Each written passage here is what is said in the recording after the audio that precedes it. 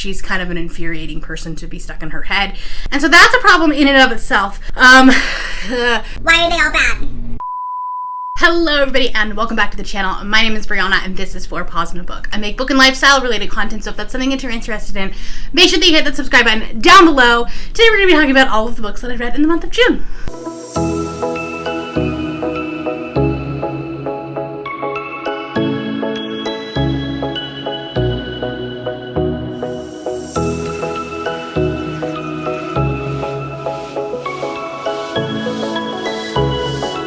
So June was a month. I mean, obviously. It was a month that I'd rather forget in terms of reading. I did not have a great reading month. I didn't have a single 5-star read. I had nothing that was going to end up on my favorites of the year. There's nothing really like super memorable. So that's upsetting. I had some really highly anticipated books that I was really excited for that ended up really disappointing me. And that's just a bummer. I think the theme of this month is probably, it's really hard for YA authors to write an adult book and be good at it. That is something we learned this month. So yeah, I had some very disappointing reads, some books that I was really excited for that really just let me down, and I think that like it kind of put me into a slump. So that's a bummer. So I didn't do a mid-month wrap-up, so we're going to talk about all 14 books today. So grab yourself a drink. This might be a long video. The way that I do my end-of-month wrap-ups, if you are new here, I will talk about my stats and also an update on my goals every month. So if you are interested in that, if not, I will have timestamps for everything down below, so you can like just skip to the part you want. But I'll start with my stats and my goals, and then I'm going to be talking about the books from the one that I liked the least to the one that I liked the most. Like I said, I read 14 books. I actually DNF'd one more as well. That came out to a total of 4,434 pages. For the formats I consumed them in, I consumed 7 in audiobook format, 3 in an ebook format, and 4 physically. That's a 50-50 ratio, so I'm happy with that. I read 8 books targeted at an adult audience, 1 at a middle grade, 2 at new adult, and 3 at a YA. As far as the author status, I had 1 book that was a debut, 6 books from authors that I had read from previously, and 7 books that were new to me authors. Now, here's where we started talking about star ratings. This is what was frustrating. My average rating was only a 3.5, which is probably the worst it's been all year. I haven't gone back and checked that, but that seems accurate, right?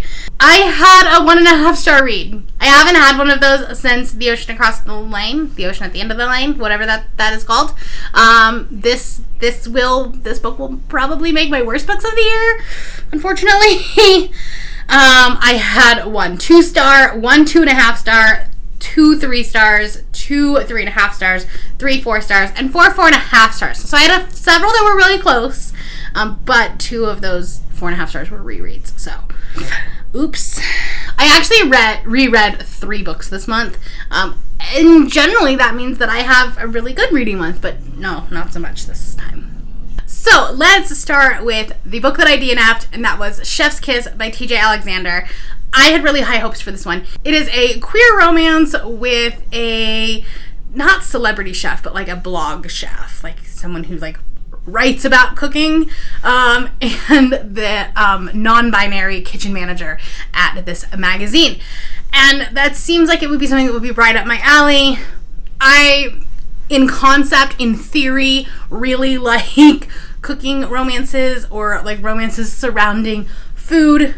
In theory. I don't know that I've actually found one that's good, but you know, we'll keep trying because I have some anticipated reads.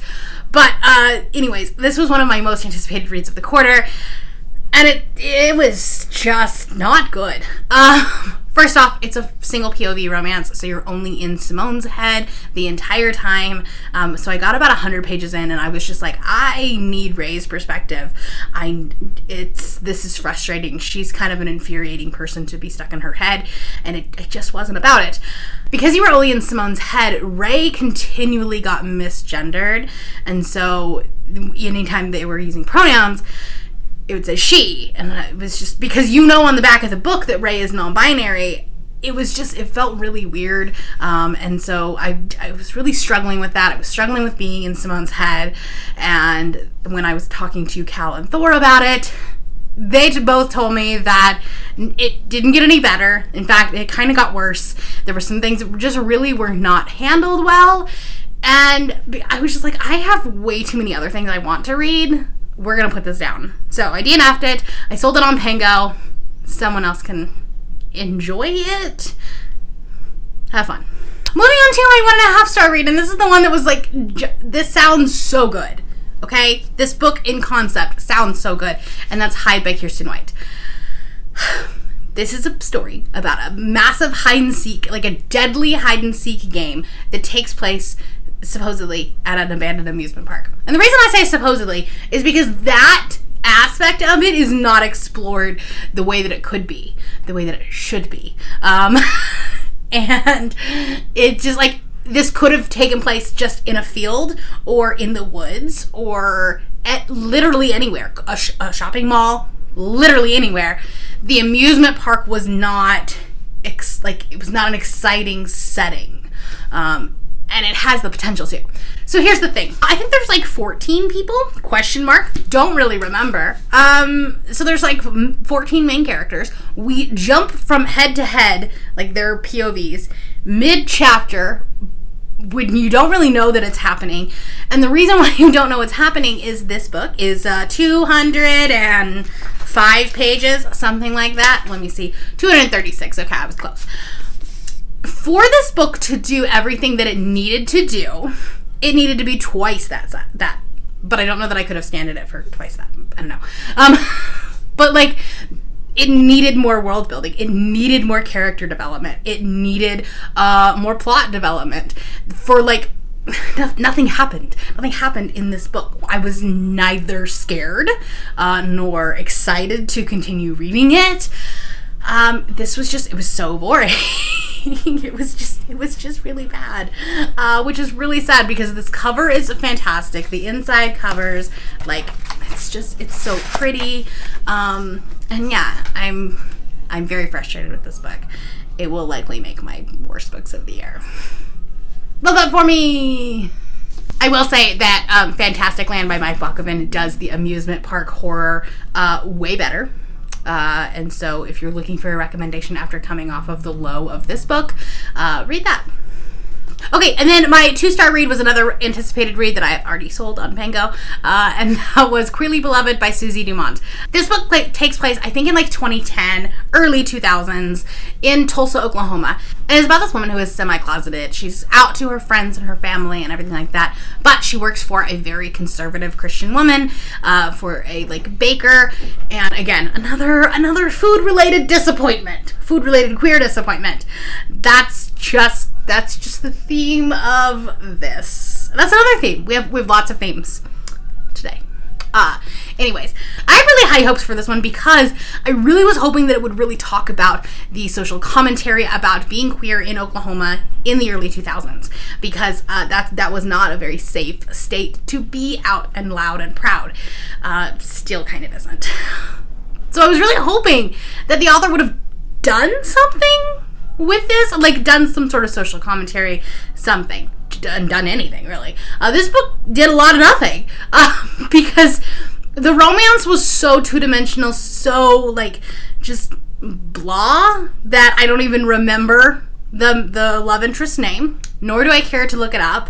But essentially she meets this woman in the bakery, and then subsequently gets fired from the bakery for being queer, which was in fact legal, unfortunately, in Oklahoma. There was no, like Oklahoma was an at-will state, and you could be fired for any reason or no reason. I think now it's protected, but back then it wasn't. I did have to look that up, because at first I was like, that's a weird plot device. But it was legal. But again, we didn't do anything with that. There was no repercussions on it. There was, like, nothing to indicate that was not okay or that should be changed. But yeah, the romance was just very lackluster. The other thing that I really had a problem with is that there was one Indigenous character in the entire book.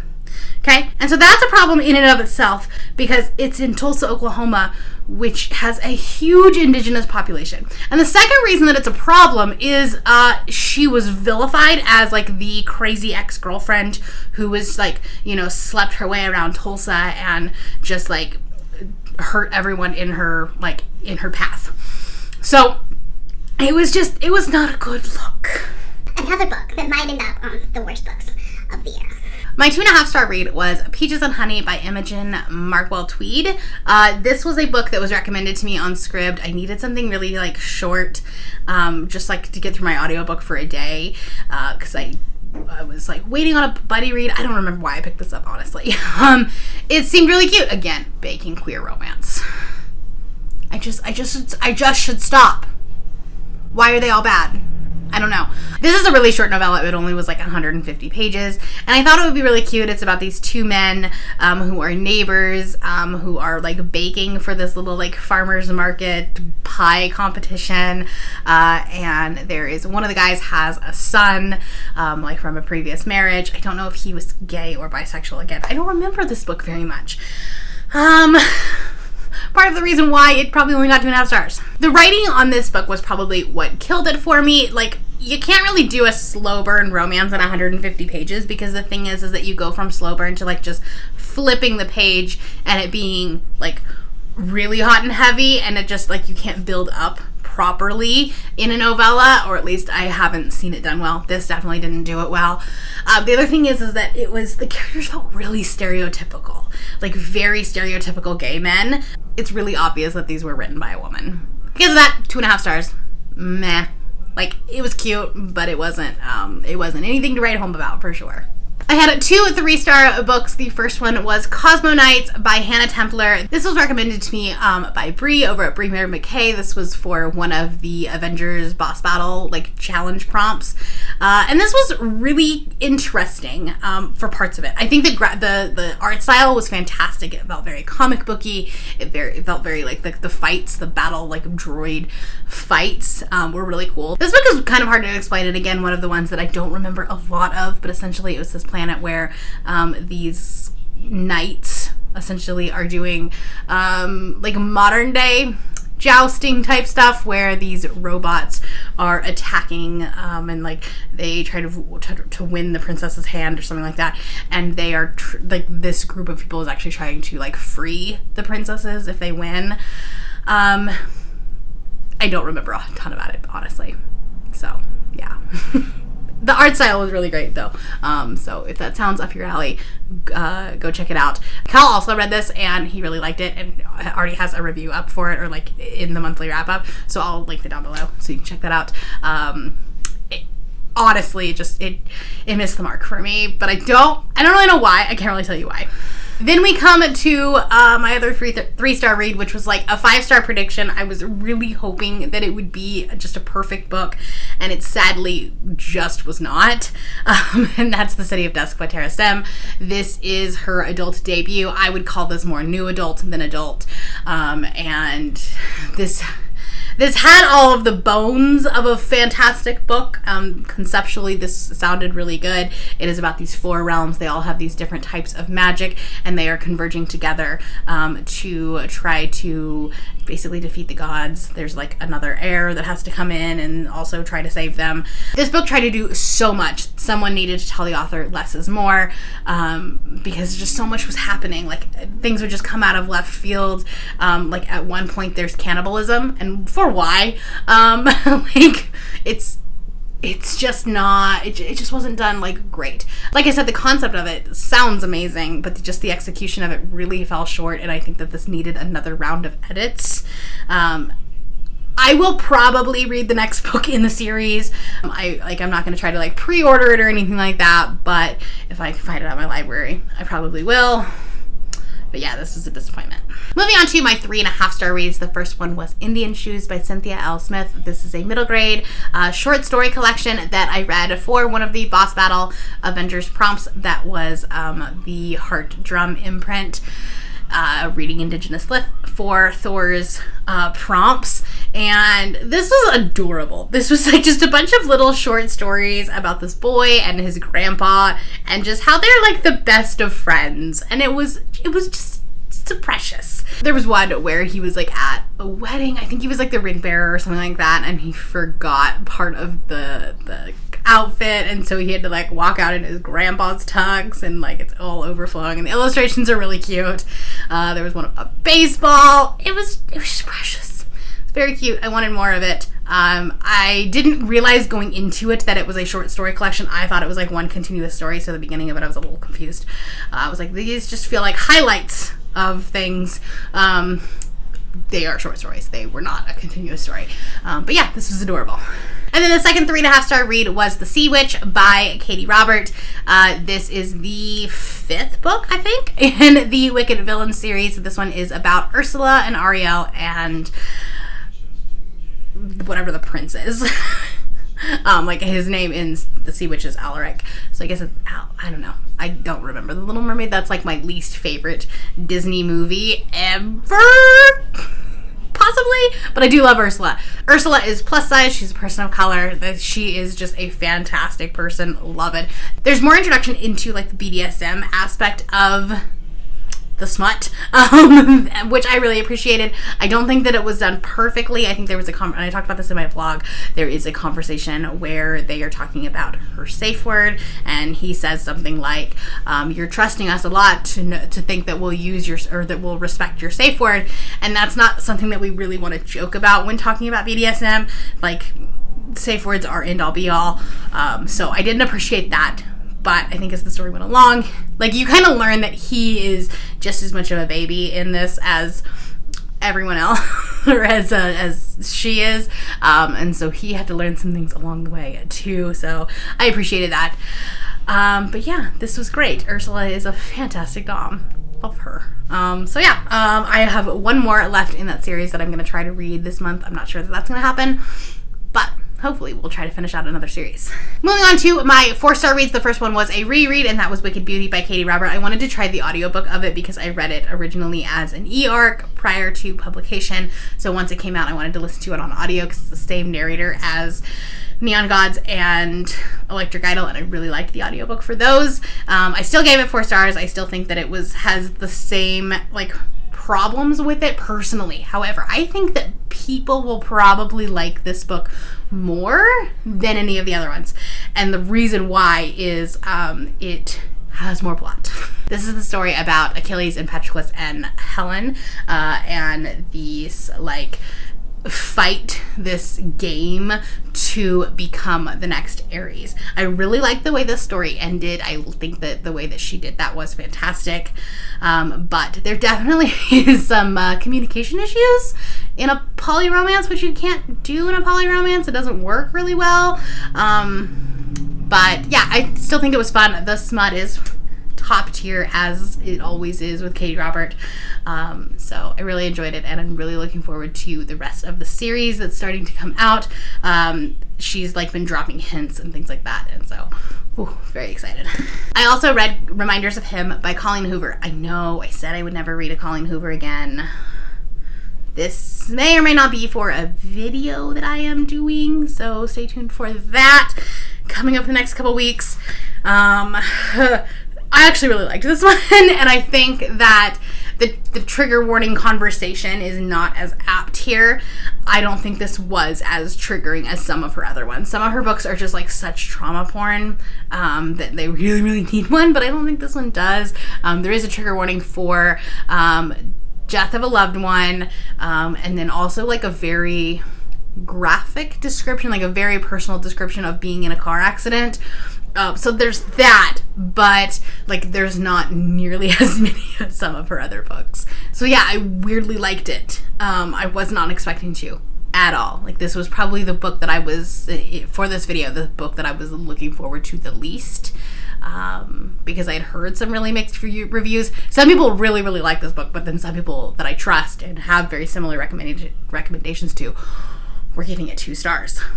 So I had my trepidations. If you don't know what this is about a woman who gets out of prison after 5 years. She has pled guilty to the death of her boyfriend, who was in a car accident, and then she comes back to her town because she actually has a daughter that is being like taken care of by her boyfriend's parents, and so there is this like journey of trying to get into contact with her daughter again, trying to not necessarily get custody, but like just being able to see her. And then there is a romance with the boyfriend's best friend, which seems weird, but it worked. So yeah, I liked this one. I don't know what that says about me, but here we are. Okay, and then my last 4-star read was The Queer Principles of Kit Webb by Cat Sebastian. This was the very first book that I read in the month of June, so I remember very little about it. This is a cute male-male historical romance, which you don't see a lot of, so I'm really excited about this. And it is about this thief turned coffee shop owner, I believe. Again, first book I read this month. I read a lot, and they were a lot of romances.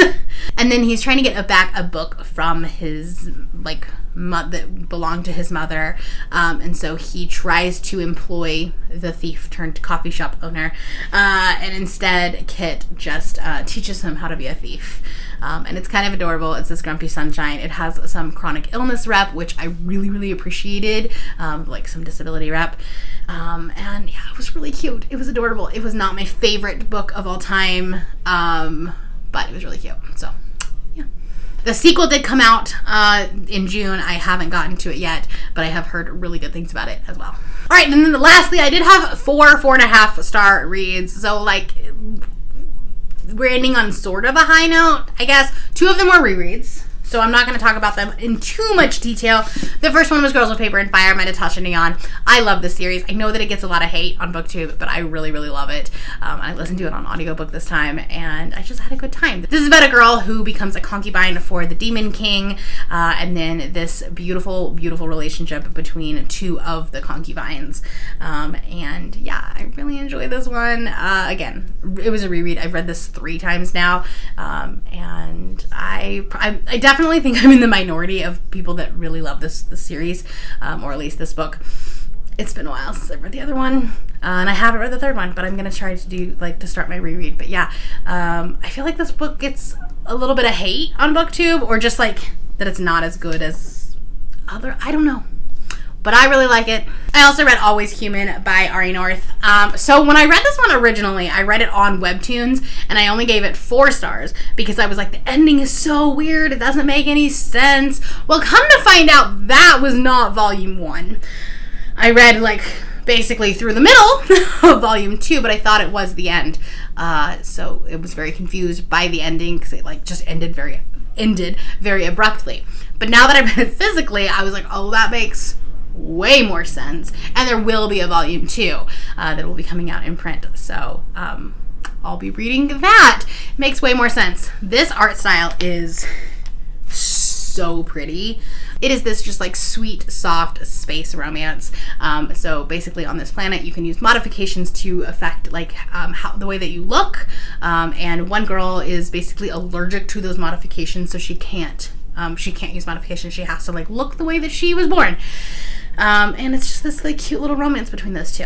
Okay, what was probably the biggest surprise for me all month, and that is Something Wilder by Christina Lauren. This is their new book. I think it was released this year, and it is a second chance romance that's actually done well. So I'm surprised by that. I'm surprised that I liked a Christina Lauren book because I have a very hate-love relationship with them, and I really enjoyed this one. This is about 2 people who are working on a ranch, or it's her ranch. He is a ranch hand. They have this summer romance, and then he has to go back home because his mother got sick or was in a car accident. I can't remember exactly. Again, read a lot of books this month. And so then she thinks that he ghosted her, and come to find out it was just that she wasn't getting the messages that he was sending her dad. But then they end up running into each other 10 years later in southern Utah, of all places. while she is leading this expedition through the Canyonlands, it has this like Butch Cassidy type of like adventure story as well, where they are looking for this like treasure her dad had been on the lookout for, but then he passed away, and so she was just kind of like continuing on his legacy. There's like some adventure. There's like a character that dies like on the treasure hunt. So we have this like almost thriller aspect to it. But yeah, I had a lot of fun with this one. And what was my favorite book of the month? It was almost a perfect book. And that is Home Field Advantage by Dahlia Adler. This is a YA romance. It's sapphic. It's so queer. It's so beautiful. It is about this Florida high school. So you're like, not very queer friendly. And there is a football team. The captain of the football team, this beloved captain that everyone loved, died in a car accident the summer before. And they are like struggling to find someone who can be a quarterback. Well, they find one, but she's a girl. So there's definitely some like stereotypes that are broken, which I love. As someone who loves football, I really love that. And then it's this like adorable romance between the quarterback and one of the cheerleaders. And there was a lot of just struggles of trying to figure out who you are. There was a lot of discussion about things that are important to you and what is important and whose opinion is important. And yeah, I think that this would have been such a powerful book had I been in high school. But yeah, I enjoyed this one. I really liked it. Okay, so those are the 15 books that I read or DNF'd in the month of June. I'm really hoping that July is better, but I just want that book that is oh my god, I love it. This is perfection. I need that in my life. So hopefully I can find it in July. Let me know down in the comments below what your favorite book of the month of June is, and if you're not feeling chatty, you can put a rainbow emoji because it was Pride Month. That is all I have for you today. If you're new here and you have not yet subscribed, there's a little red button that you can do so down below the video, and all the other links to my social media will be in the description below if you'd like to be my friend on any other platform. Thank you all for watching, and I will see you next time.